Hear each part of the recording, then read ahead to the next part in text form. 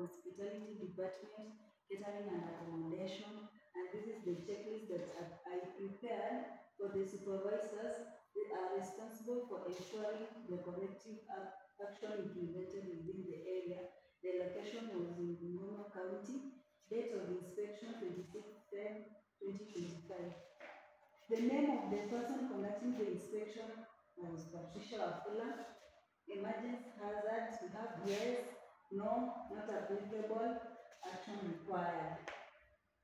Then we have the floor, aisles and stairs. Are all floors clean and not slippery? The answer is yes. We go to signage and personal protective equipment. These are the PPEs. Are the correct PPEs made available? Answer is yes. Emergency hazards, we have electrical hazards. Are all installation and equipment inspected regularly? Yes. General hazards, are all workers clean and tidy?